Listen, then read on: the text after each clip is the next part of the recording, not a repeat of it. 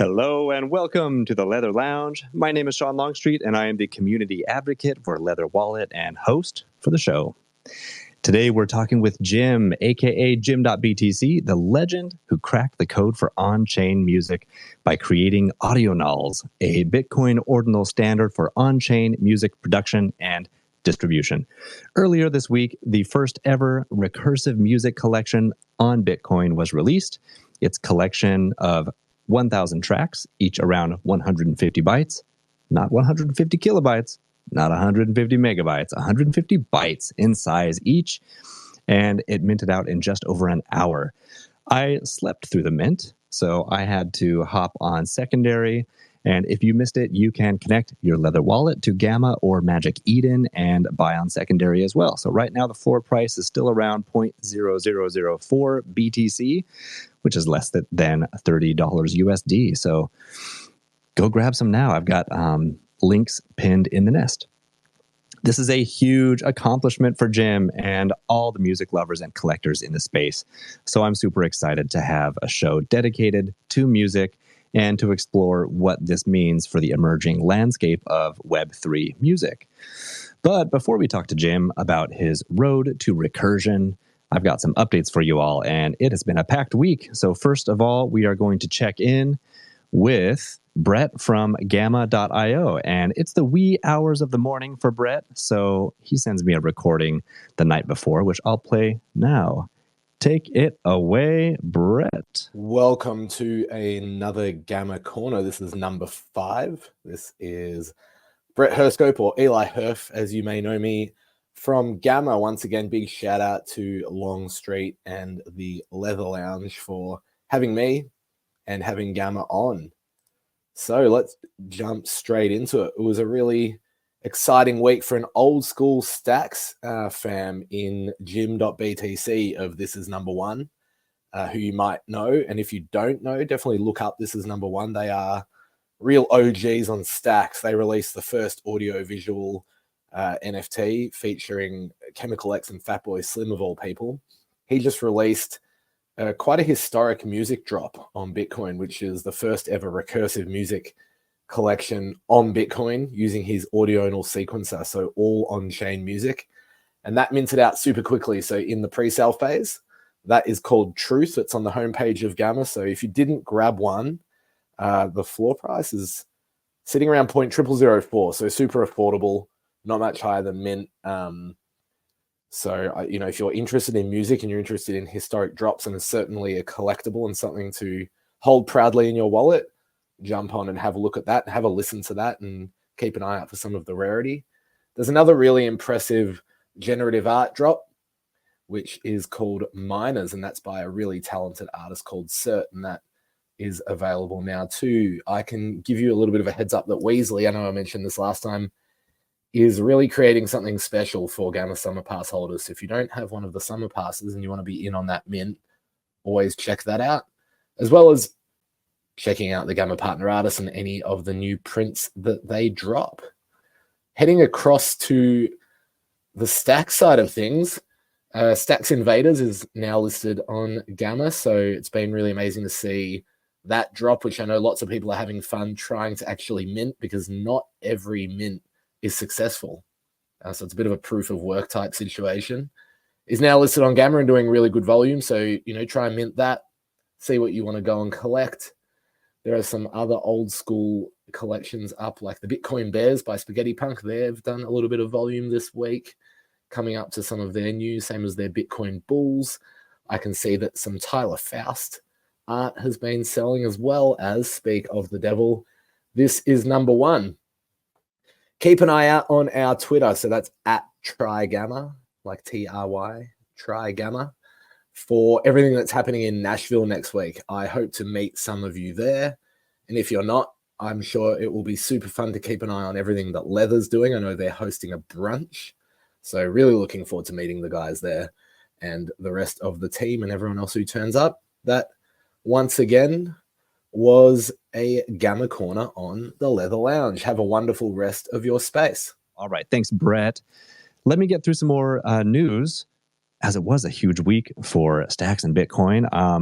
Last Friday was a huge day for the Bitcoin and Stacks ecosystems. Most notably, the SEC has ended its investigation into the Stacks blockchain and Hero systems with no enforcement action recommended. This reaffirms the Stacks ecosystem's commitment to compliance and its role in pioneering blockchain technology within regulatory frameworks, as difficult as that can be. The team behind Hero, including people like Alex Miller and Munib, have devoted so much time, energy, and resources in an effort to educate the SEC on the decentralized nature of the Stacks network, which no doubt contributed to this very positive outcome. It's a huge win for Stacks, formerly Blockstack, and a win for the greater crypto ecosystem. Unfortunately, the SEC has been successful in bullying and crushing many projects, which have resulted in many of them going bankrupt or giving up on innovating within the United States. And this is something that Brandon and I have been talking a lot about on Good for Bitcoin, his weekly show every Friday here on X. So it's reassuring to see the tide turning and the SEC backing down. So congrats to Hero and Stacks for the huge win. Last Friday, it was also announced that the Nakamoto activation is code complete. I repeat, code complete. This milestone keeps the project on track for activation at the end of August. Once activated, Nakamoto will enable fast transaction confirmations between 5 and 10 seconds, full Bitcoin finality, and will set the stage for the upcoming release of SBTC. I found a really fun Nakamoto countdown widget from floor.btc, which is pinned in the nest if you'd like to count down the days to Nakamoto with me. We have some exciting updates from previous Leather Lounge guests as well, starting with Jakob from Hermetica, who joined us on our second episode. This week, they announced that USDH is live, and USDH is a runes-based Bitcoin-backed synthetic dollar, which can yield up to 25% APY. We will be following up with Jakob in August, as there will be even more news from Hermetica after Nakamoto is live, so stay tuned.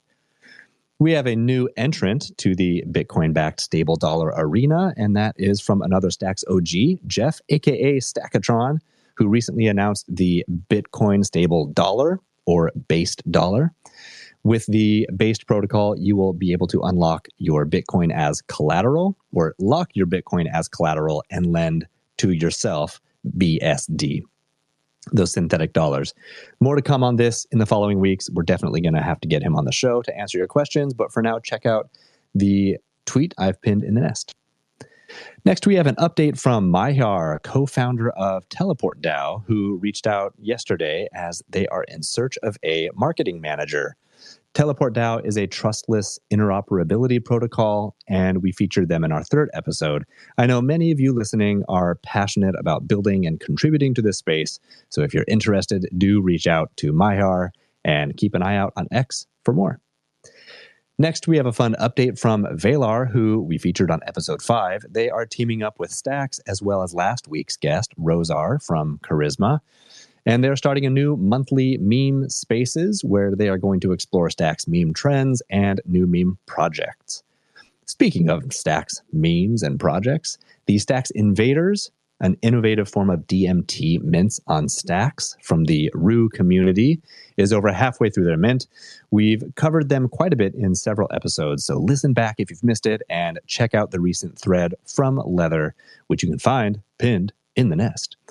Next, we have some updates from Leather. So Runes USD prices are now live, and this adds to the growing list of USD prices that are supported. So for BRC20s, SIP10 tokens like Welsh and Not, and of course STX and BTC.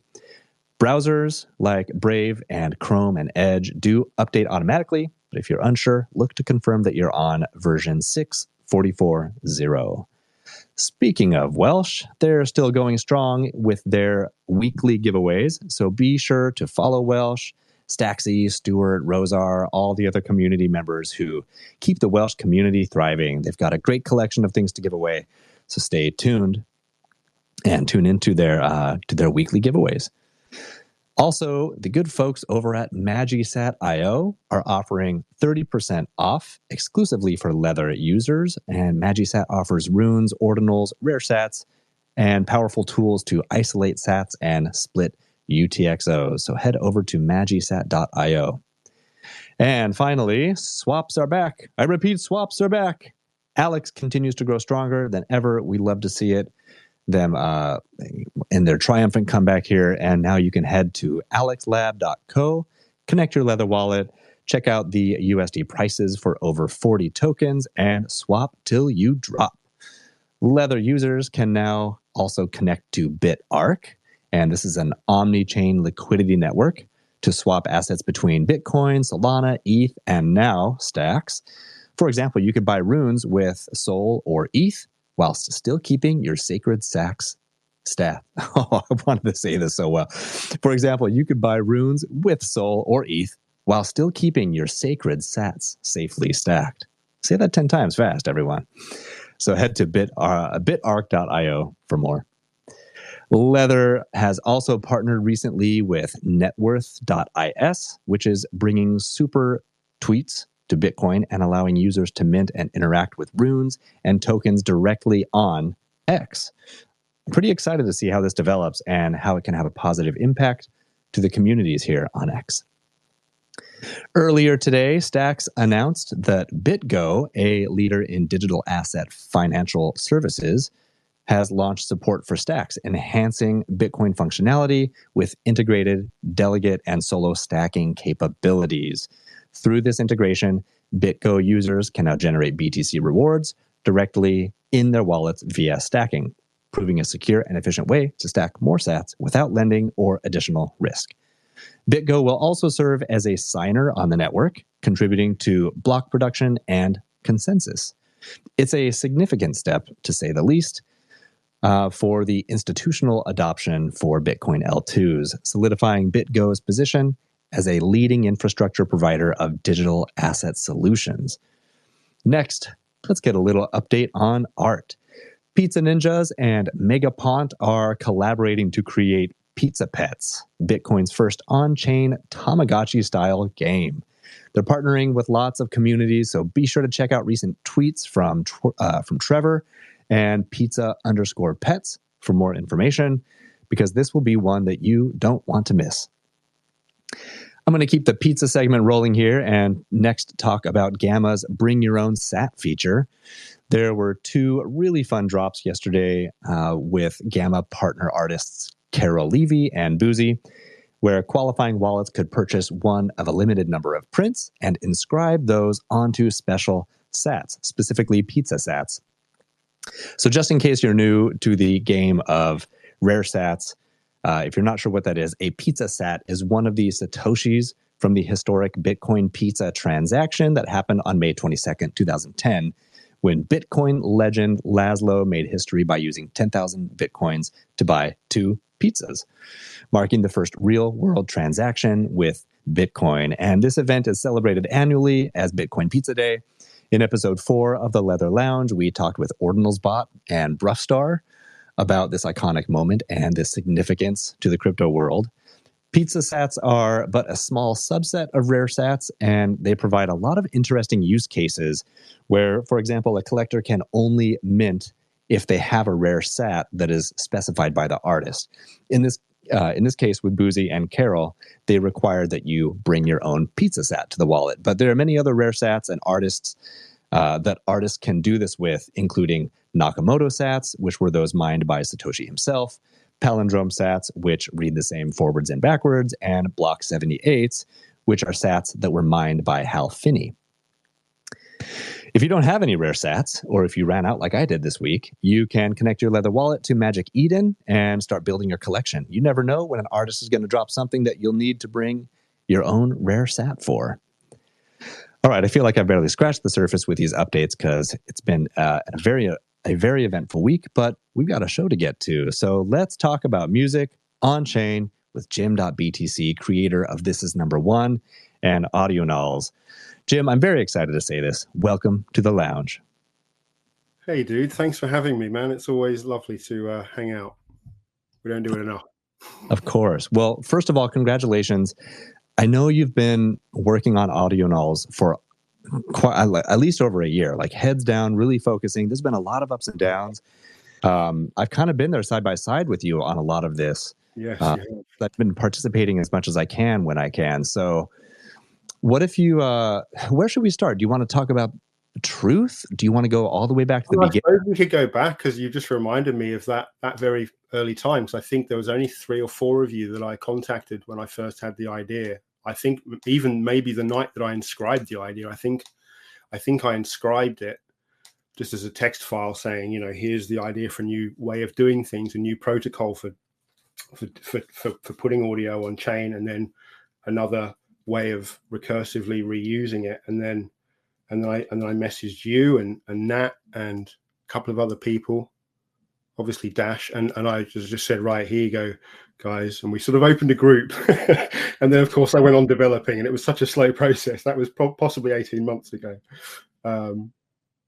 Not that long ago, actually. It's probably more like, I don't know, 14 months ago. But yeah, it was interesting. I was like full of the fire, but didn't really know quite what a hard road I had ahead of me. But I love a problem. And so, why don't you, explain to us what the first idea was, because 18 months ago, Ordinals were just getting started, and everyone was really focusing on compression and getting file sizes down. There's been so much innovation in the past year and a half, but in those days it was, how small can you get the file, which obviously doesn't really work for music. And speaking like personally, I've inscribed a lot of pieces musically. They have to be very short, and then they have to be super compressed. And why don't you explain the concept, your workaround to being able to have on-chain music, unlimited length, especially as it relates to recursion, and what this concept of recursion opened up for you?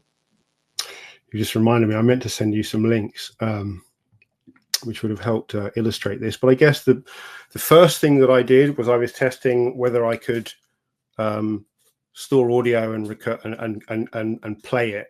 I don't even know if this was recursive at this point. No, I think it was recursive with that straight away. So it was like, can I turn audio to text, which you convert it to a language? It's not a language, it's just encoded in something called base 64. And so it's just another protocol for kind of an in-between code between binary and audio, but it's 33% larger, but you can put it in a JSON file, which means you can also add loads of metadata, way more than you could easily add to an MP3 file. So what key is it in? What tempo is it in?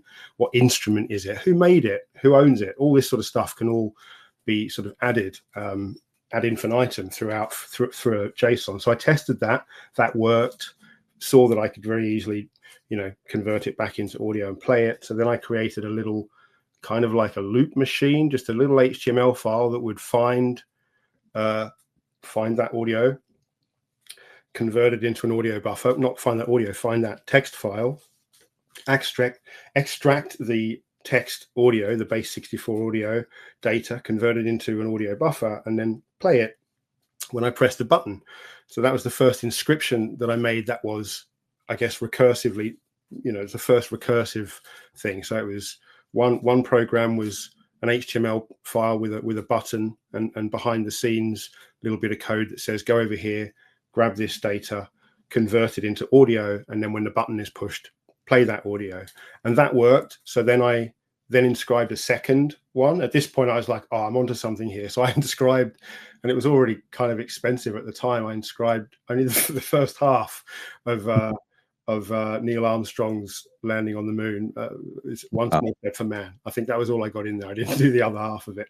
I was trying to be save money. But so I got those two going, and then I created another HTML file, which this time had 2 buttons on it, one for playing the One Small Step for Man, and the other for just looping my first Ordinal sample. So when you push the first button, it just set up a loop, and it was now just playing at like 120 BPM or something. And then the second button I could push, and I could just play it live, like I would like just a like a plugin or a pedal if I was playing live music. And again, it was working. It was more just, I just kept testing the water. I just kept seeing how far I could push it. Because as you know, I'm not a developer. I worked in the music. I was a musician, and then I was a tour manager and a sound engineer. I was kind of technically minded, but had no idea about finance or any of this sort of stuff. And then once I got into crypto, I started learning about code and learning these languages. And so it sort of formed into what it is now through through small chunks of me learning something, mostly learning from my mistakes, building something, and then going, okay, I've done that completely the wrong way, to dismantle it and start again, which got very expensive in early Ordinals days. You know, there was a lot of broken code. Sometimes there was a long learning process. I think one time I inscribed like 10 files and just hadn't realized that I had added a space or a comma or something in the very first file. I didn't test it until I got to the end, and then I had to do all 10 files again because the first one was broken. Because the way you have to reference on chain, you know, everything is hard coded, nothing is dynamic. Dynamic happens in the memory of your computer. Like the code can interact with your computer through browsers, and all this magic happens. On its own, it's just static code. So you've got to hardwire everything. You're hardwiring it, you're soldering it. That's what it's like. And so now what I'm kind of working on is how can we build these more efficient modular systems, because I want people to build on top of what I'm doing. You know, it's meant to be open. So that's my thing now, is like, we've gone through the compression thing. I think I got about as far as I could sort of get with. I was really working on the high quality audio, started with WAV. You know, I wanted studio quality samples, so we were going for short sweet samples with these guys, the OB1s, and they were paying the money, bless them, for like getting all these amazing high resolution audio on chain. Because once you've got a high resolution audio backing track, you can throw other lower resolution audio on top of that, and it doesn't sometimes it adds to it, you know. And also with processing, as you probably know, having played with music for a while, I'd hear a kick drum that I really liked, and if it was in an MP3 format, that wasn't going to stop me, because I knew I could put it into Logic and I could process it, and then when it came back out again, it was going to be studio quality again, because I've done what I needed to do. And all of this can happen on the chain once we've got enough plugins, EQs and reverbs, gates, compressors. You know, I envision an entire process at one point taking place from composition to mixing to mastering, because I know in the real world this happens in the digital domain.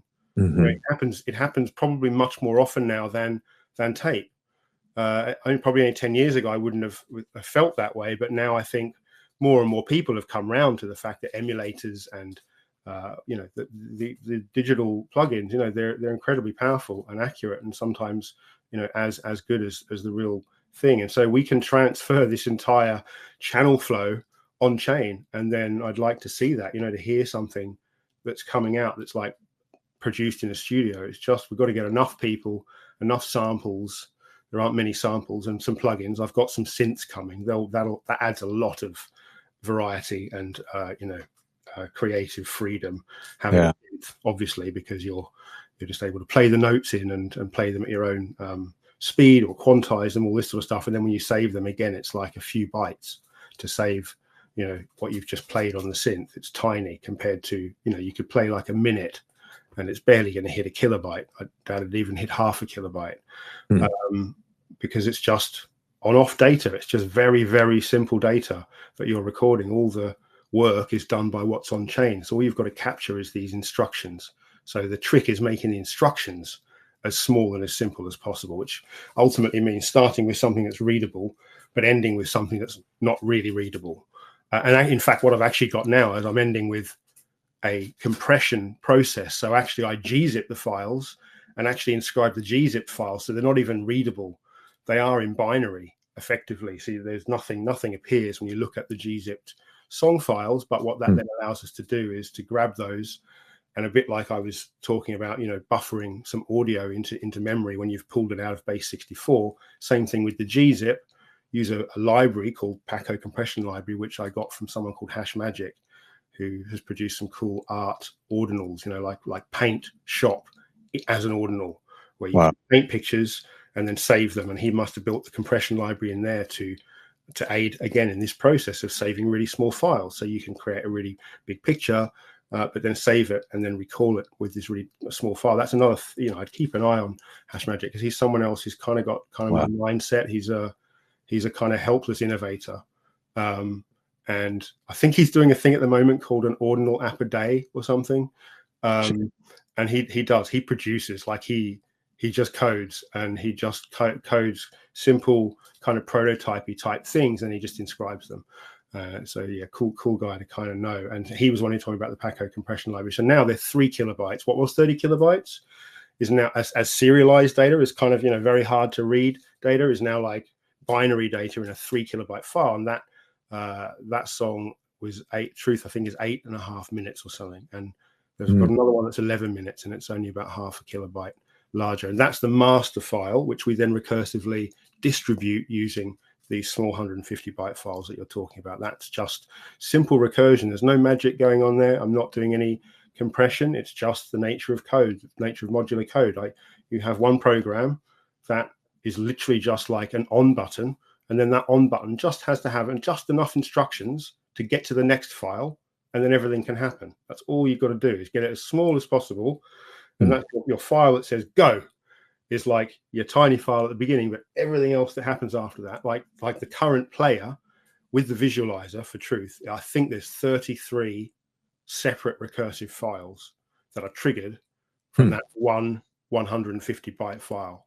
Like, it's a mishmash of code that runs instantly, code that runs asynchronously, code that has to like defer its execution to wait for other things to happen. It's pretty chaotic.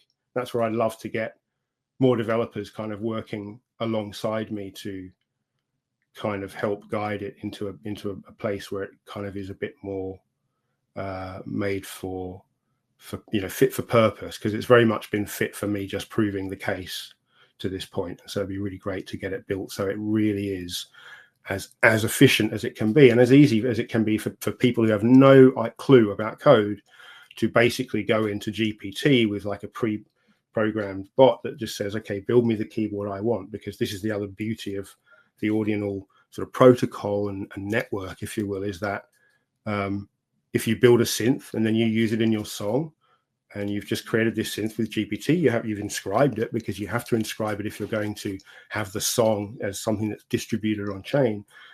But you can then, other people can use your synth as well. If people really like your sound, not only could they actually just sample the audio from your song, because when the song is played, it effectively becomes an audio buffer, which can then be captured by a future program, a future piece of code. So I'm just going to pull that piece of audio out. It can pull a whole section of the mix or a part of it, but it can also they can actually just access your synth. I want to use that synth, and I want to put my own instructions in it, and I want it to play. But that now means that your synth that you built for your song has been pulled into someone else's song, and now that song is expressing, every time it's programmatically executed, all of the elements that are part of it, and one of those being your synth. And so that if we do find a way to get the real world to start utilizing this as a royalty mechanism, royalty framework, that every element can become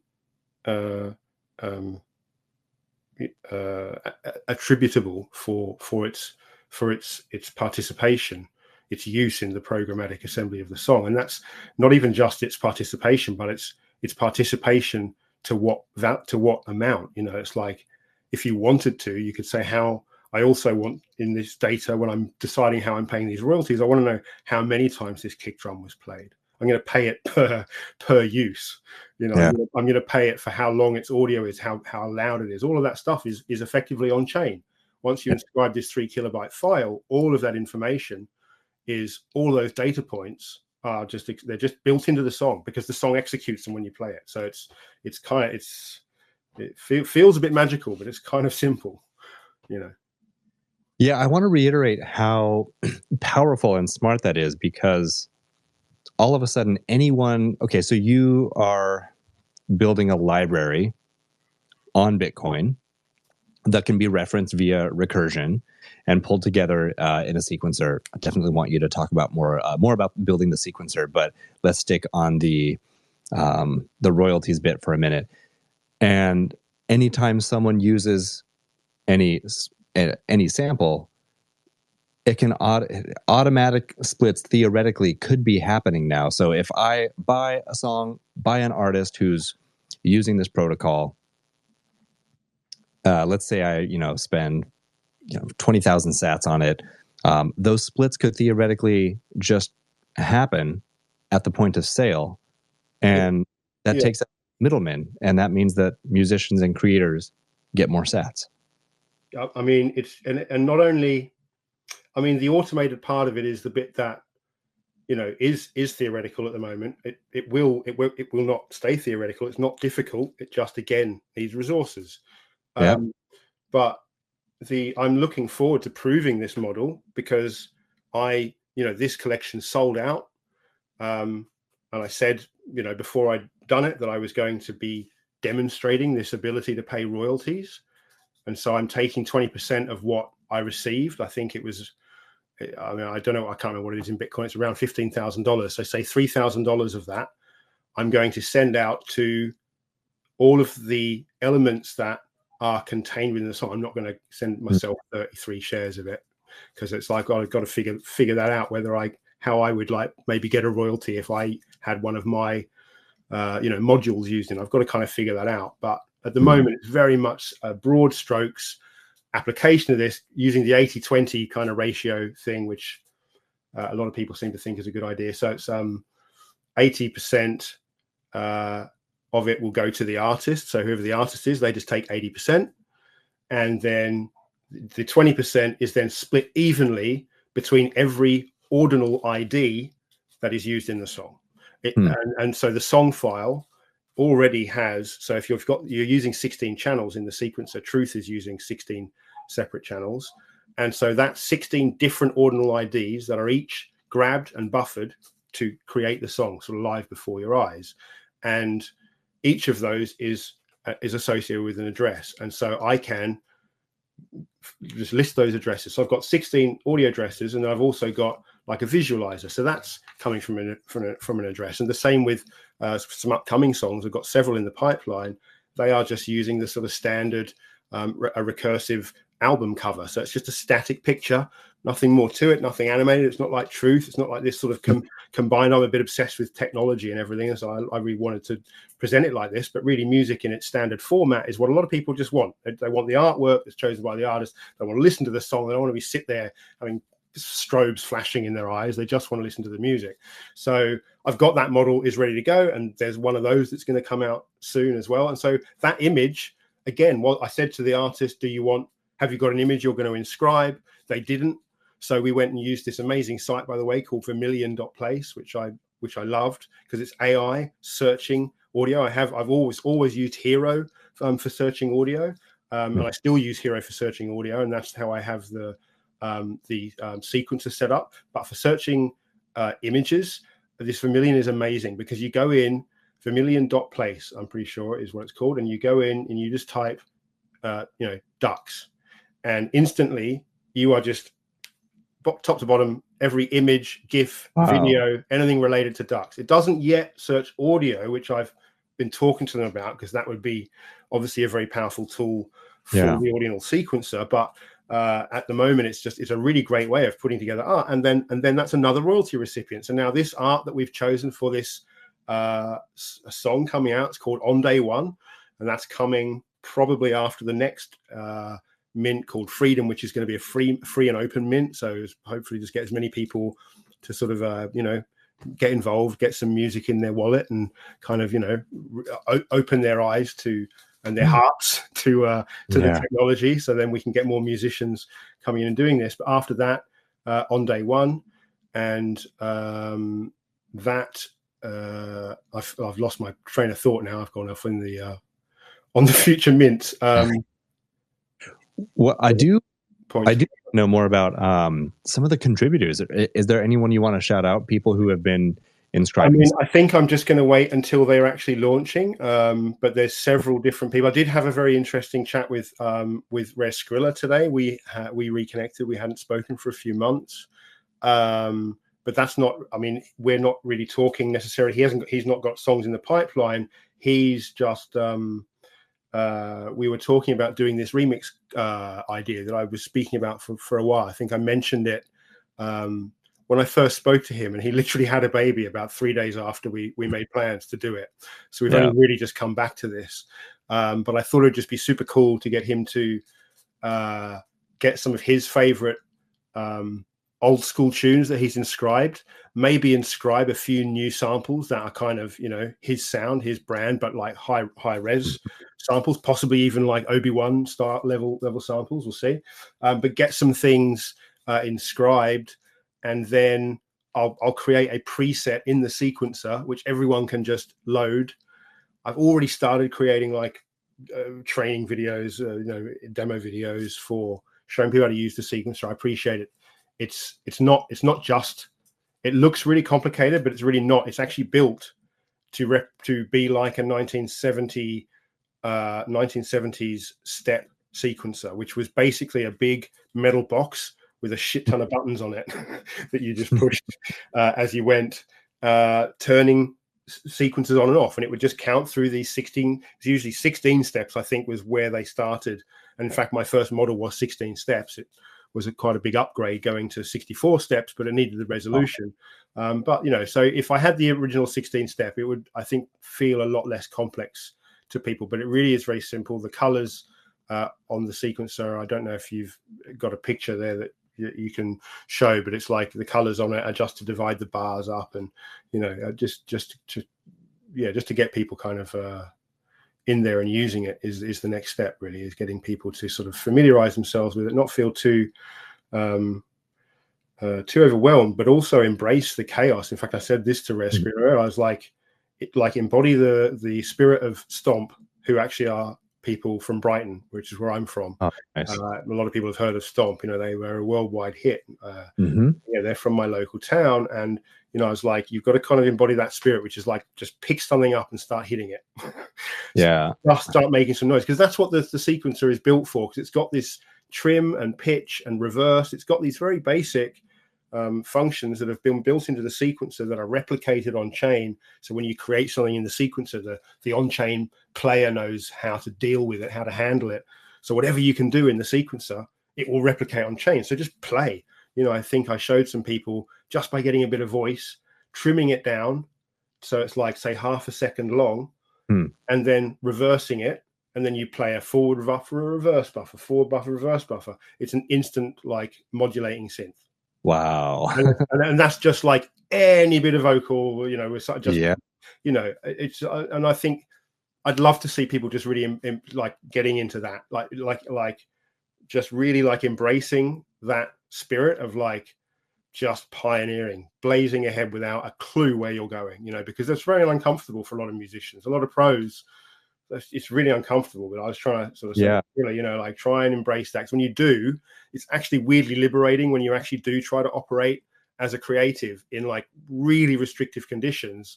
You sometimes can suddenly just go, I mean, for me, maybe it's my ADHD, I don't know, but you suddenly hit something and then you're away and you're just loving the fact that you're out of the box. You're not using your same reverb and your same compressor and your gates. You've got to stick out and you're whacking a bottle into a mic or blowing on something or rubbing paper. Like you're making up because you have to. And I got forced into that cage in Australia once. Went out there and just forgot all my gear. I forgot a cable, couldn't plug my USB keyboard in, had to play every note on my computer keyboard, had no microphone, so I had to use the Airbook microphone. But I had some tunes I had to make for some people. And it ended up being one of the best things I ever did because I just stepped outside myself because I had to, and in the end had a good time. And I think that's what people need to kind of step in, get that spirit on before you kind of go and look at the sequencer. Don't go in there going, I know how to use Ableton or Logic, because you're looking to look at this and you're going to go, this is not familiar. But it's like, go in. I've made videos enough for people to say, here's how you load audio. You can use any audio on chain. So there is a list on there, and a load of them are long streets. There's like a big list of like the original Audionals that we did with text, which is what Longstreet was doing with me back then. And then there was some audio ones, and then there's the OB1s, which are the really high res ones, which are really good as our kind of, just having one of those OB1 kick and snare, and kind of you can fill that around anything else, and it sounds badass. It's like if the kick and the snare will punch through, and so go into that. But again, that's not restrictive. Go onto Hero. I did have a link in there, and I will put that link in there again, but to link to the Hero audio search, and just search, just go through. There's thousands of pieces of audio of all shapes and sizes. There's some amazing Koto strings that are very early. They may even be WAV. I can't remember if I've looked at that. They're like really beautiful sounding. I used them to make a kind of a mimic. I did a sort of tried to migrate Somewhere Over the Rainbow, into an on-chain song, and I used that Koto, and I just trimmed it, and then I put it through into its own sequencer, so it had all the 16 channels, and I just retuned every channel. I did this manually. This is something that I will, of course, build in to happen automatically. It's just, it's got very, every decision I make can sometimes take a week. So yes, I have to work with what we got right now. So I did it manually, and I went in and I just set the pitch to each note. I knew what my original note was, so I knew how much I had to set the pitch to get to each note, and I knew where I had to place the notes. And I made a really kind of spooky. I was playing it with the artist, and it was like a kind of spooky sounding, but legit. Did not sound like it was made in a restricted environment. It sounded like a piece of art, and that's what will come when more people use it. All the songs that are coming out, that have come out, that I'm putting out, are songs that I am making at the moment, like Truth. And This space was downloaded via spacesdown.com. Visit to download your spaces today. Next one, Freedom. But when we start getting these other songs that are made by other people, some of these have been really refined, and they're starting to sound, some of them, there's a couple that I've listened to, and they've got my heart fluttering, because I'm like, holy shit, this is really good. Because I'm a person who would spend months polishing my music. I wrote some amazing music, did some great stuff, but I worked at it like I kind of do with most things that I put my attention to. But sometimes I would get stuck for months on like a bass line that just wasn't just quite right. I'd go in for day and day and day and day, and here I am saying to myself, we have to demonstrate this system. You have to write a killer song. You got 2 hours. Yeah. And then I'm just like trying to smash it out, knowing I haven't got time even to do those 2 hours of trying to write a song. So it's frustrating, but it needs to happen just to kind of show.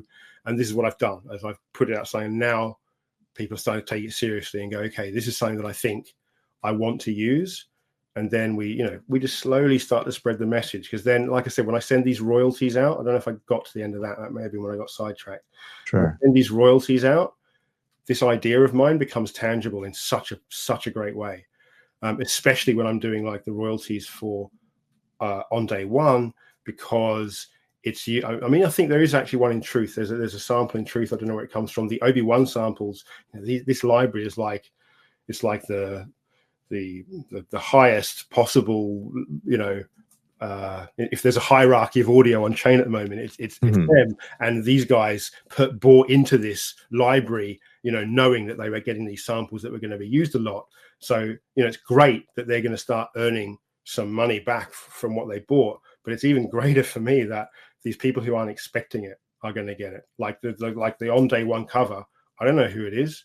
It's a great cover, and they are just going to go, oh, look, I mean, if they were part of this sale, which is, I don't know how well the sales will be of future things, but if it was part of this one, they'd be getting $150, $200, in the next few days when I send these royalties out. And that I know if $5 lands in my wallet, I get excited. It's like I've got a donation button on the site, and occasionally people will donate. And like someone donated $20 the other day, and it was like, I must have spent a couple of hours trying to figure out where's this come from, until I thought, it comes from the donate button. But it's like, it's exciting. And to think that this could be regular, like if I get enough artists to start doing this. I said to you the other day, I've built a recursive music video maker as well. So, I'll add it to the sequencer eventually. So you'll be able to make a song. Then underneath that, you'll be able to say, okay, now play this image here, play that image here, play that GIF here, play that video there, and then again, that just goes out as a very simple string of instructions that just pull in these different images. But again, they all have URLs. And so someone will eventually make a music video. It's got 30, 40, 50 images or different, and it might not even be a music video. It might be an advert or just like a promo video. I'm a songwriter, but people can use this for whatever you might use mixed media to do. But all of those people, if it's being sold, if it's promo, it's not going to happen. But if it's being sold, and hopefully if I can set an example and then people follow this model, that you sell it, you take 20%, it goes to everything that's used in that song. If you recursively access anything, it gets a nod, and it gets some of these funds. We can kind of demonstrate this really cool, really efficient system in a tangible way where people feel it, and also people will experience what it's like to receive payments directly through your work without, because it's like when we say middlemen, I mean, it is a host.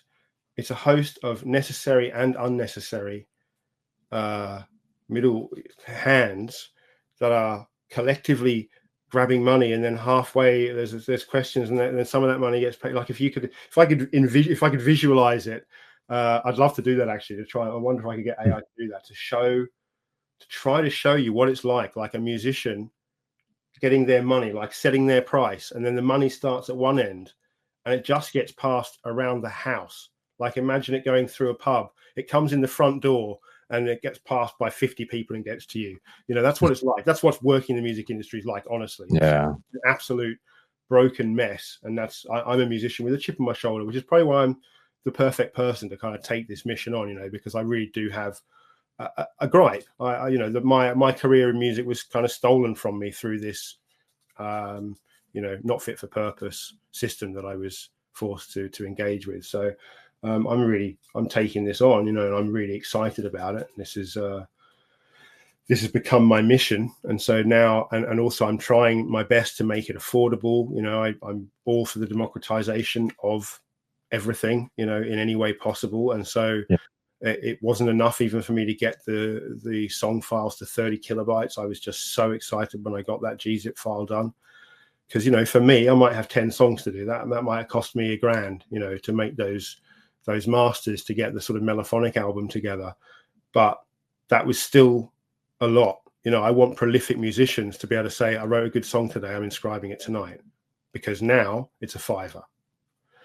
If that's a $5 using other places to do it. If you have your own node, it's really cheap. If you have your own node, the players are like 30 cents. So for a musician who's distributing, that's competing with the real world. And that's what I was aiming for. Something that's better than the real world, and then inside the system, it's also better than the real world. And that's kind of that. And then hopefully the real world eventually is just made a laughing stock. Eventually people just go, that PRS thing is just ridiculous. Because when people see that money, it like $15 went into buying that song, or whatever, that $10 went into buying that song, and I got $8, and my royalty holders got the $2.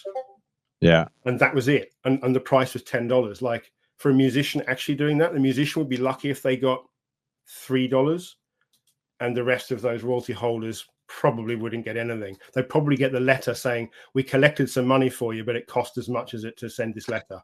So exactly. Thanks for your participation. That's the state of it, And so this is pure, unadulterated, just amazing, And I think when people feel that, I'm really, the next few days I'm having to manually do this. I think that's one of the things you were asking about. So I am going to manually do this, but there will be an answer. There's multi-sig ways. Gamma will only pay to one address, so I have to receive the address as the artist anyway.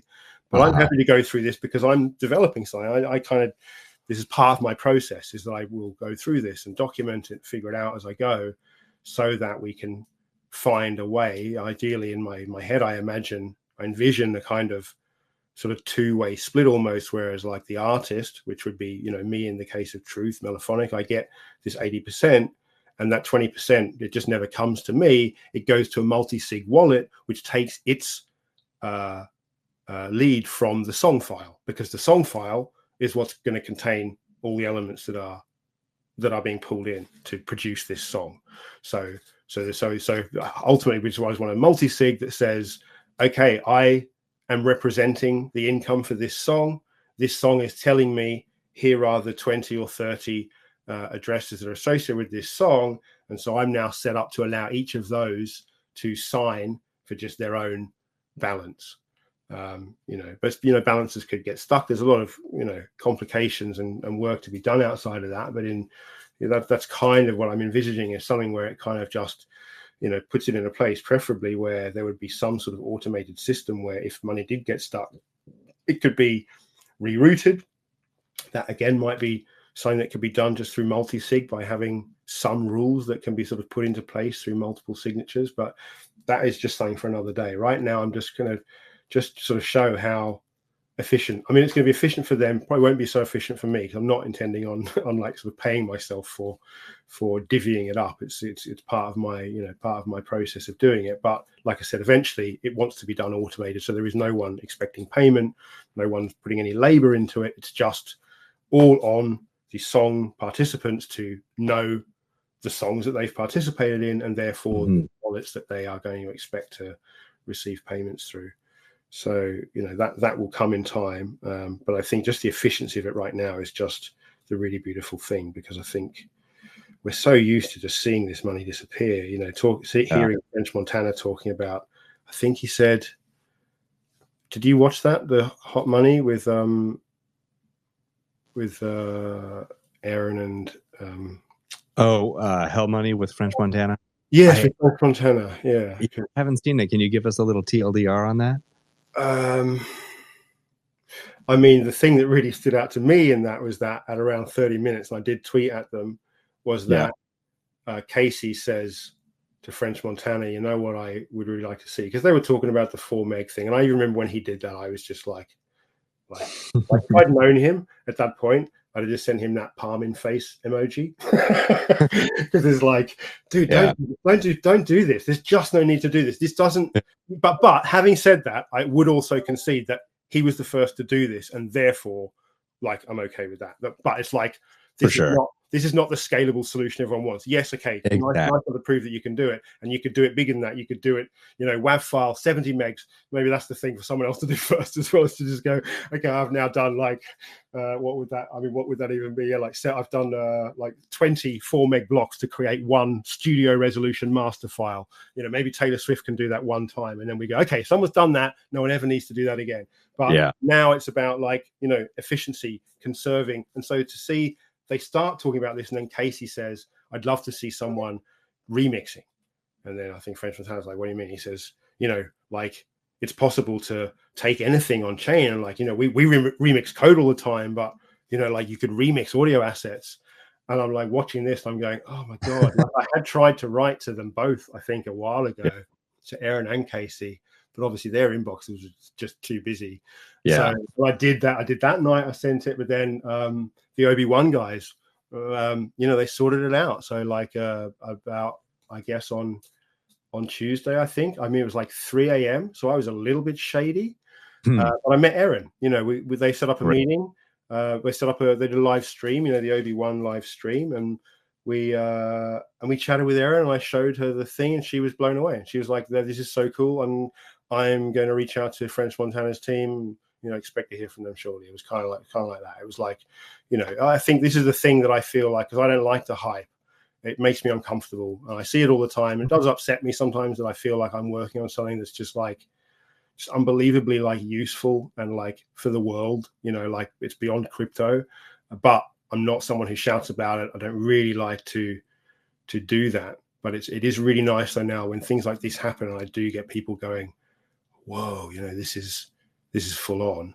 And so it's great, but it's like I feel bad when I see people throwing their money at the next rug that's promised them the world and is going to give them nothing other than promises until they go quiet. And it's like, I'm quiet until I inscribe something. Yeah. I've even this collection I put out, Truth. I didn't tell anyone about this hidden feature in it because I didn't want people to expect it. I was like, this is just music and visuals, but I've had this idea, so I'm going to put it in there, but I'm not going to sell it with the idea. I'm going to wait until it's minted out till I tell anybody, so that it's just kind of open. So there's no pressure on me to make it work. It's an idea. It's how I work. This is like an in progress idea that's gone out in a collection, but I didn't want it to be seen as being part of the value of the collection. It is value, but it might not work, or it might, whatever. But it's I love doing that stuff. Let me I wanted to actually play a piece of music. So you sent me an MP4 earlier. So this is a video. We won't be able to see the video, but it's a really good demonstration of how the step sequencer works. And I've got the audio queued up. What do you say we listen to a little bit of that? Maybe now. Fresh Vibes. Yeah, that one. Because that's another podcast that I was on last week, Mini Fresh Vibes, and I said to him before the show, I said, why don't you, to demonstrate in the show, why don't you just go and search Hero Audio, send me 5 samples, and then we'll try and turn it into a song during the show. That's awesome. And we did start doing it during the show, but we had some tech issues, which was my fault. I hadn't really thought about it. I had just thought we were talking, even though I knew I was going to try and demo him some music, but I hadn't set my computer up properly to do both. And so we lost that time. But afterwards, I went and did some. So I'm hoping that it'll be a kind of like a collab between us, but with his community. So I'm waiting to see what we do with that. But yeah, it does show a different side to what can be played, created with the sequencer. Don't just listen to my hardcore banging electro and think this is all just rave tunes. That's just me.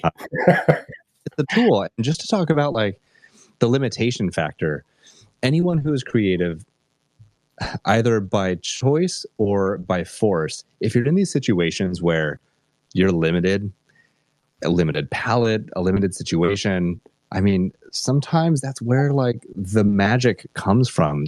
When you have to figure out how to solve this puzzle within a limited situation, it yields great results. And look at what's happening here with the step sequencer. 16 channels? 16 channels, yeah. 64 sequences now. I don't know if I've sent you the link to, you got to go /BETA_XI, and that's the latest version, the kind of production version, which is 64 sequences, sort of a little bit, it's a bit of an upgrade on the one that's on the main site. But the one on the main site is really stable, which is why I've left it there. As it's got bigger and bigger, the bugs have got more and more prevalent and more like, I'm a single person, one-man project kind of thing. So it's like, there's things that I just kind of have to let lie now, which I didn't really have to do with the smaller versions. But that's why I've got it on a separate page. But yeah, under beta_XI. Well, let me play a little bit of this. In the meantime, if you have any tweets you want to pin to the nest that can demonstrate to everyone listening here, like what it's like to use the step sequencer or just anything else relevant, feel free to pin that, and then you in a couple minutes. I don't know how to pin. How do you pin? When you find a tweet that you want to pin, you hit the square with the arrow button, and you should have the option, since you are a co-host and speaker. Oh yeah, I see that. Okay, picture. Okay, cool. Yeah, it's kind of like sharing it, and then you'll see it added. The very first option is to share it in the space. Sure. Okay. Cool. If for some reason it doesn't work, shoot it to me on. Yeah, but yeah, let's take know how sometimes I'm really incapable with little things like this. And yet so capable, and I have faith in you to learn, Jim. Well, all right, folks, we're going to listen to some music. So once again, this is music pulled, being through recursion. All of these samples are getting pulled together through the step sequencer that Jim has built. So everything is on chain. This is just one of the many examples, one of the things that is possible now with on-chain music. So, all right, here we go.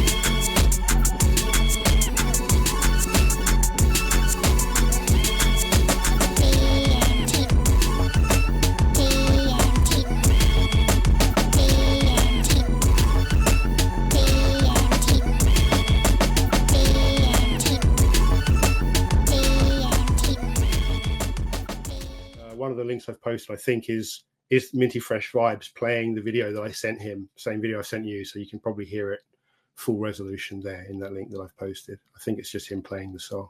Okay, cool. So yeah, okay. Tell us more about that. I definitely want to get to Truth. I know there's a lot we haven't even really talked about Truth yet, because we're kind of like setting the stage, so to speak, so far. So what else can you talk about with the sequencer and this song that we just heard? I mean, that was just interesting there as well, because then there's being in the cage, you know, being in with working within limitations, and that was working within limitations with samples I hadn't chosen. So it came out very differently. I mean, I love that. I used to love doing like sync work, you know, like writing music to go with images. I always found really easy because I have a very like internally, I'm very aware of my emotional reaction to those things when I see something, and so I would find it really, really easy to write a song if someone said, "I'm going to show you this, and I want you then to capture the feeling of this in a song."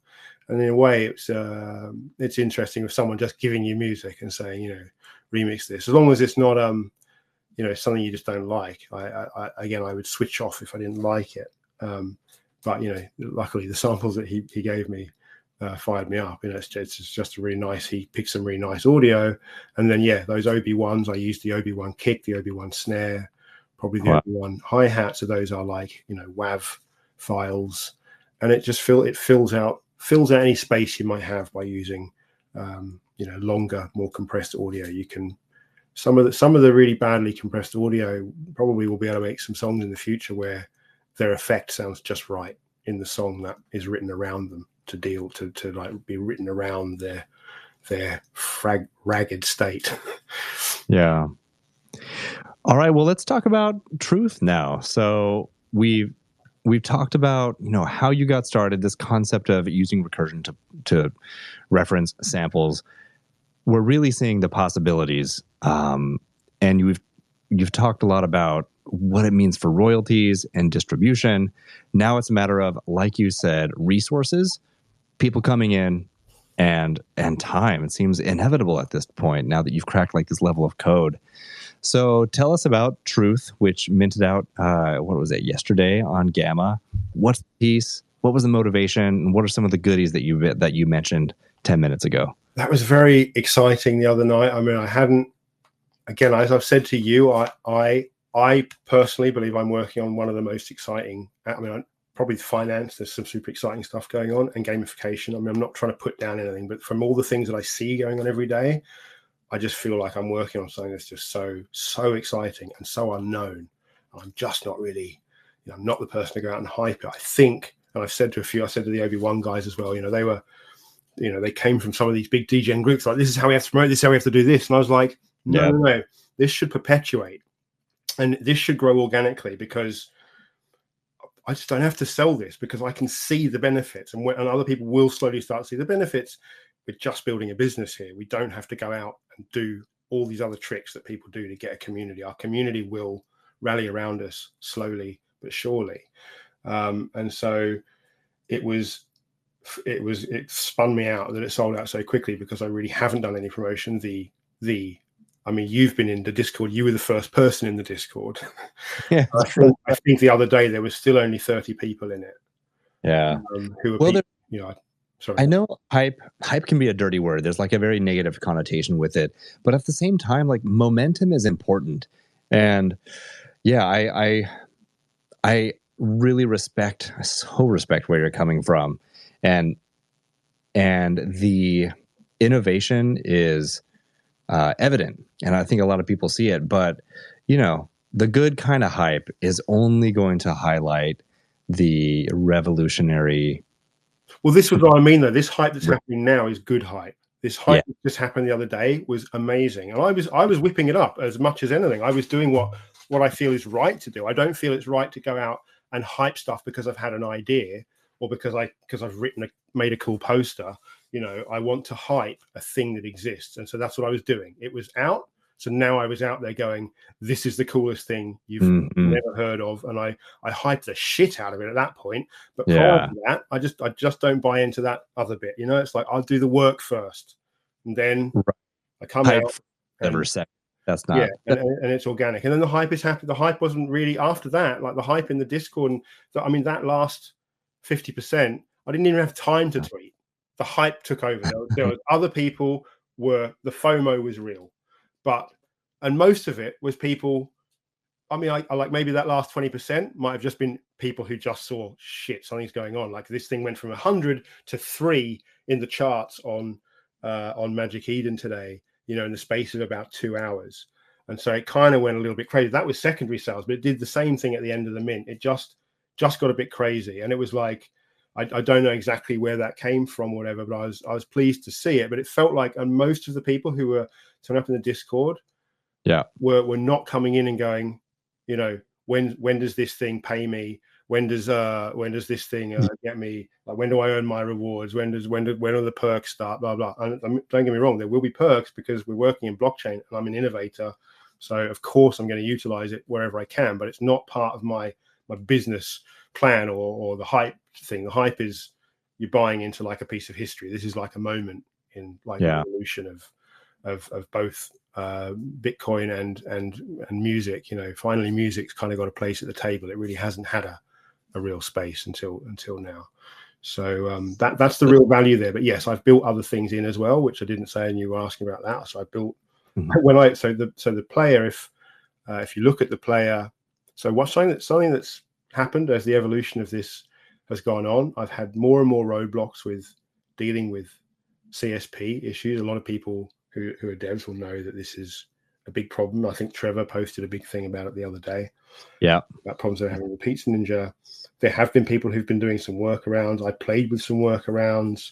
They're just not acceptable in most places. I think I showed you, I got a whole WAV, a 70 megabyte song and a 250 megabyte music video into an Ordinal. It works on Hero, but it triggers warnings because it's cross domain. But the domain I'm crossing to was Arweave, which is a very clever idea for permanent storage, and there are other ideas like it. But to do the true on-chain method, that was what I was really having to achieve.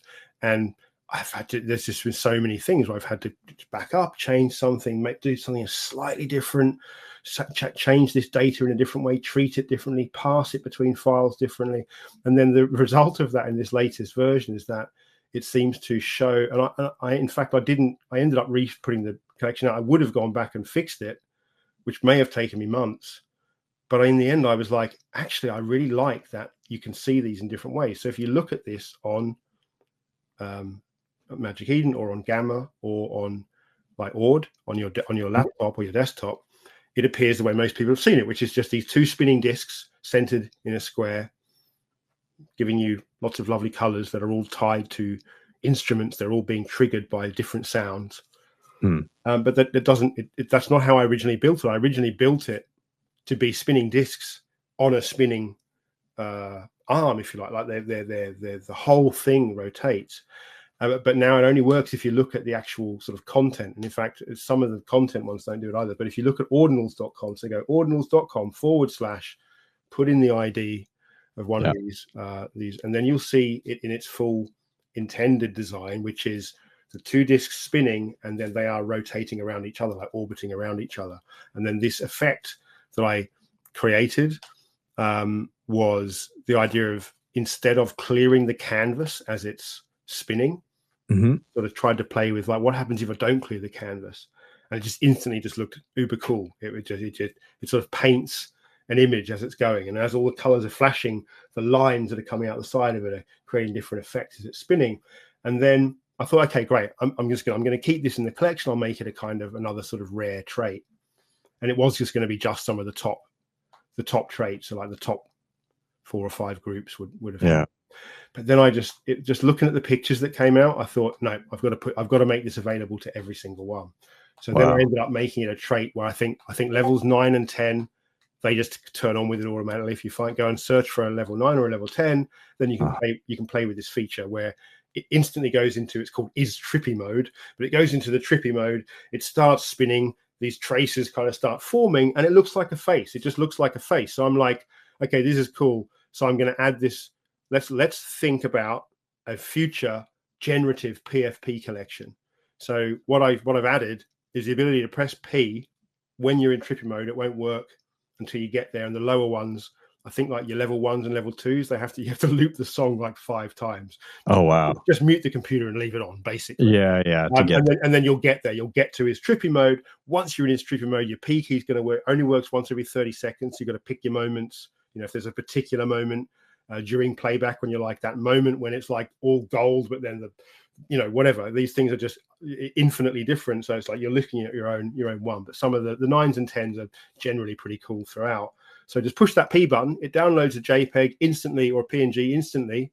Just is downloaded to your computer as like a profile pic, a square profile pic, but then very dimly in the bottom right hand corner, you won't really see it if it's a profile pic. But if you zoom in, you'll see that all the data that we need to programmatically recreate that moment is embedded in the image. So at some point, if we decide to, this is why I didn't say it was in there beforehand, because I didn't want to be pressured, but it's a cool thing, and we can probably do something with it, which is at the very least people can just print their profile pictures and they can use them. That's what most people do anyway. That's great. So that's just a button you push and it creates whichever image you want from your playback to use the profile pic. But yeah, buried in that is this data which later on we can probably feed into the sequencer and say, I want you to apply these channel settings. So these are the color arrays, this is the seed, these are the channels, these are the individual indexes and color effects that are applied to each channel, and lastly here is the time code. So this is the exact moment in the song that we want to capture as a visual image. And then I just thought, and then we can make a PFP collection that also, because those instructions are very small, it's just a few bytes, probably it wouldn't be more than 150 or 200 bytes for that code. That piece of information to say, here are the instructions. So all you're doing is just in the background, and this takes a hundredth of a second, run the program to this point, run the program to 6 minutes 15, and then show that image as a still image. And then those programs, you don't see any of the other stuff going on. You don't see the sequence. You don't hear the music. It's not for that. It's a still image PFP collection that's created by the users. But again, there's no actual image. It's just programmatically created, just like the songs are. I used to say to people, it's kind of funny thought when I first came up with this, is that it is a new format of music because there's no recording. It's the first time when we're just almost like handing power to push the play button on my digital audio workstation. If I was in Logic, I'm like, I'm not going to do a recording. I'm just going to send you my Logic file and you just press play. It's kind of like that. So it's like the song in a sense doesn't exist. And unless someone's listening to it, it's like the opposite of that. Does the tree fall in the woods? It's like, this one doesn't make a sound unless someone is listening to it. Yeah, true. Is it possible to, for example, if anyone wanted to do another like 1,000 song collection, to have differences in the music that is generated, to have that 100%. I mean, I was speaking with Skriller about this earlier because it's something that I think a lot of people have been thinking about. I did the maths the other day. I just haven't written a special song for it. I've got the technique, I know how to do it, but I need to come up with a clever song. Like London's Burning. What's it called? You must know the name of this. What's it called when you sing a song into itself? That London's burning, and then the next lot of people start singing London's burning. Oh. And you go on to fetch the engine. What's it called? It's like a round or cannon. A what? A round or a cannon. A cannon. Yes. Like, I think that's, so it's like I need to somehow apply that to 4 songs. So all I need is 4 16-channel songs, and that's enough for me to produce 1,000. I can't remember what it was. Sorry, not 1,000. 1,400,000 unique copies, something like that. 4 songs. That's it. Or 5. Maybe it was 5. I think it was 5. Power of 5. But so it was 5 16-channel songs. Like it was just kind of nothing, and they could just be a single sequence as well for artistic purposes.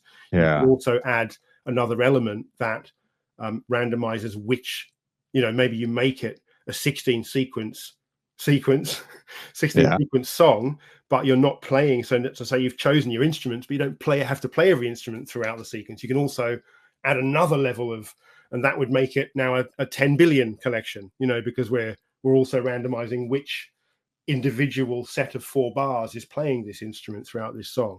So, but yeah, and so it's quite easy. I mean, it's going to be interesting, and this is why I don't know if I could really handle doing one that was just fully experimental, knowing that it would mostly sound awful. Yeah. So I can't. That's why I kind of want to come up with this. Yeah, this Canon. You know, I just haven't had time recently. It's one of those things that again, I just need to kind of get a little bit of this kind of self-turning. Like I want to build the UI so people can do what I'm doing themselves. Because at the moment, like I'm open to it. Anyone can, if you write a song and you're saving it on the sequencer, it's in a state where you're able to save it, send it to a friend, they can load it. They go, yeah, this is kick-ass. It's like, send it to me. Let's figure it out. I'll help you mint it. You know, we'll get it done. And that's what I want. I want people doing this all over the place. I want people to take advantage of the fact that it literally costs $5 now to like, wow, be your master on chain. You know, yeah, it reminds me of 2 years. Let's see, it was over 2 years ago now. I released a collection with Anibal and two other. This piece for NFTs for Peace. Yes, yeah. Peace. Yeah, love it. Yeah, amazing concept where we took all of these stems, like hundreds of stems, and we had to notate. The spreadsheet was ridiculous. It was quite a challenge to come up with, but we wanted to have a generative collection of music where no piece was musically the same or visually the same. So we had all these different traits, and then we used. So I had to like slice up every sample, much like what you're doing now with Audionals, but they were just, you know, massive files. And then we had to give that to our coder who then used Python to give different like random percentages for the likelihood of things to show up. So he would run it and then spit out like a song with the parameters. And it was wild to see this come to fruition and come to life. Also, it was crazy to hear the mistakes because, like, kind of like you were saying earlier in the conversation, where you ended up inscribing 10 songs 10 samples that had errors in them, so you had to like reinscribe them. You know, I would export some songs and realized I put like one extra beat because I had the cycle feature in Logic in the wrong spot. So I had to like re-export all those and ask the whole team to like redo everything. But that was on Stacks because there was less file limitations. So I'm pretty excited about being able to replicate this concept of generative music where, you know, you just get a collection of 1,000 songs and everyone really is different. Because I think right now I've got the tools are there with the sequencer. It's just like you just got to write the songs on the sequencer, and then all we have to do is write.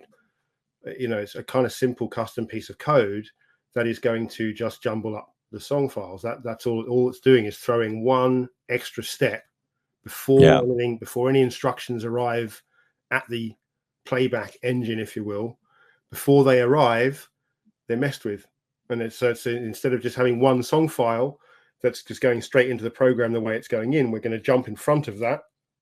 We're going to have 4 song files coming in, and then a current song file going out and then going into the system. And that current song file is going to be whatever we want it to be, because that current song file is going to be going through this algorithm going, and now for these 4 bars, you're using these channels from this song, you know, whatever you want to do is like, it's just continually updating based on whatever we have the algorithm to do. And so it's like, it's kind of a simple thing. Like I said, for me, and this is probably where you could help because your music theory is a lot better than mine, but it's like, it's like coming up with several songs that firstly probably is a good test. It's kind of fun. I am building a way of having multiple sequences, and there will be a way of doing, you know, up to 64 channels and probably beyond. It's just been a bit of a resources thing, but you can create a song in a sequencer. And then, as you've seen with the OB1, you know, you can sync them up by hitting play. You've got to kind of hit play at exactly the right time, but you can have 2 sequences next to each other. As long as they're in the same BPM, you can play one, and then when the loop gets back to 0, hit play on the other one. And then you could, if you had a big long song, you know, start them off in non-continuous play mode, single loop mode, so that you can get them in sync and then let them loose so you can hear the whole song. But you'll be able to sort of experiment like that. So you could have 4 songs, make sure that they kind of are working together, even just leave them playing while you're writing, like as you're going, you can sort of put them all into a single sequence again.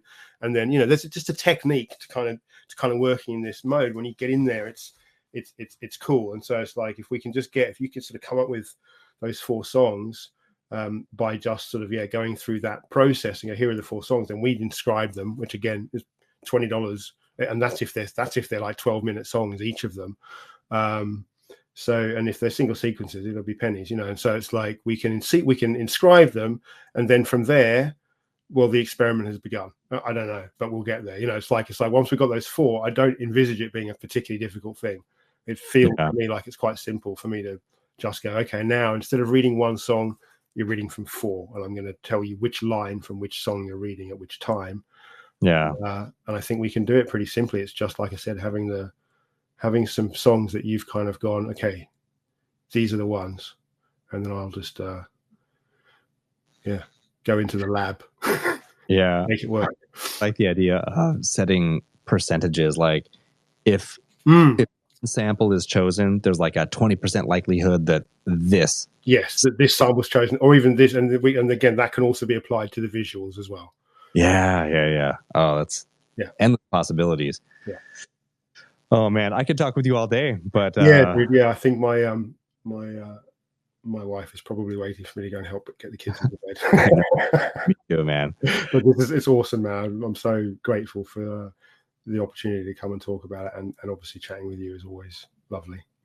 It always is, man. Yeah, thank you so much, and congratulations, huge congrats on minting out. So I'm super excited. Let's see. You said the upcoming ones are the first song is Freedom, and that's going to be free and open mint. I've just got to kind of go through got to figure out the process with Gamma.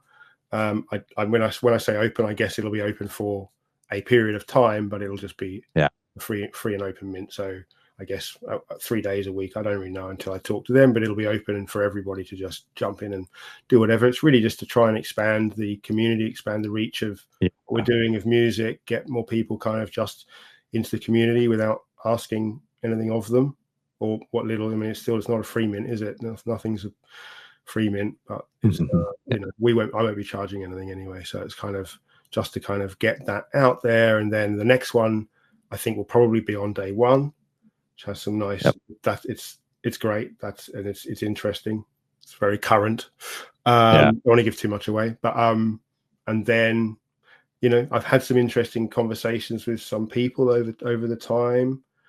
Some big people who have connections to like massive, very well known people who are teetering on the crypto space. It was kind of how I started with Stacks, was working with some big artists, but this is kind of like another level. That was just do some NFTs. This is asking a lot more of like it's like learn a whole new way, step outside your comfort zone, use this thing that some crazy dude has built that allows you to put stuff on chain, but it makes a point, and people are seeing that now, so that's good. So I think people are now seeing it and going, okay, I think this probably is worth putting time into. That's what I guess I needed, was something to convince people to go, okay, let's sit down with this nutter who talks too much, and let's see, let him talk us through it. Because I said to a few of them, like, if I just sit with you for a few hours, we'll kind of start a thing together, and then hopefully you're kind of up and running. And, okay, I can kind of take it. I kind of like just getting people up and running, and then because the people I've got up and running like to send me new songs every day. They're so prolific. They're just like, oh, I've done another one. It's like, slow down. Everyone, for anyone listening, you got to play around with the sequencer, even if you feel like, oh, I'm not a musician, the only instrument I know how to play is the radio. It's super fun. You just click the buttons in, you bring the samples in, and it's just a fun toy to play on. Child's play with way too many buttons, but it is child's play. It's just a lot of buttons. Yes. For that day for the Freedom Mint, I don't know if you've considered, I really like how Gamma did the Summer Pass Mint, where they have the free mint open for 2 15-minute windows, one at say 11 a.m. Eastern and then 11 p.m. Eastern. And it kind of gave anyone at whatever time zone they are in the world a window of opportunity to mint if they really wanted to. So it created this sense of scarcity. That's interesting, because I was thinking about this the other day, thinking it would be cool to, because kind of inadvertently did it so late the other night. That was 3 a.m. for me when that went on. So I was like, I was late. tripping by like 5 a.m. By the time everything had wrapped up, I think the block probably went through it. I don't know. You don't have to do a block now, do you? It's amazing. Because when I last did a Gamma thing, I had to wait for a block to go through. Whereas this one, was just like I just pushed a button and it was live. So it pretty much went live at 3 a.m. And I think it was done by 4:10. And then by 5, like I was still trying to piece together what had just happened. I had initially had it at a max of 10, and then I could just hear various people like, I think that's too much. There's too much interest. And I was like, is there? Okay, well, I'll bring it down. And then by the time just before, I took it down to 3 because I kind of really wanted it to get to the public mint. I felt a little bit bad that I'd even done it, that way. I just started following a model I'd seen other people do with restricted lists, and then that just didn't feel that good. I spoke to the artist and Eli, and they were both kind of suggesting more of a community element as well. And I was like, okay, yeah, that sits really well with me. So I'd rather do that. If you guys think that's okay to like oversubscribe, then I'm just going to oversubscribe. I'm just going to tell people, I'm just going to do your whole community. I'm doing multiple communities, blah, blah, blah. So, Well, yeah. Well, congratulations, man. I'm really happy to see, because I've been running alongside you, like your number one cheerleader, to see you figure this out. And I know we talked a lot last October in London at the Bitcoin Builders Conference, and you were doing your presentation there. So to see all of this come to fruition is super rewarding, man. So once again, congratulations. I really appreciate it, man. It's really great to see you doing what you're doing now as well. You're very naturally slipping into the role of a host, a great ambassador for Leather. Thanks, man. Yeah, I'm having a lot of fun, really doing my best to bring a lot of value. Spent a good chunk of time today writing that whole intro just to bring all of what's good in the ecosystem to everyone's attention. So I appreciate it. Yep. It was great. The hard work shone through. I was thinking that as it was going on, I was like, dude's done some homework. Well done. Anyway, thank you.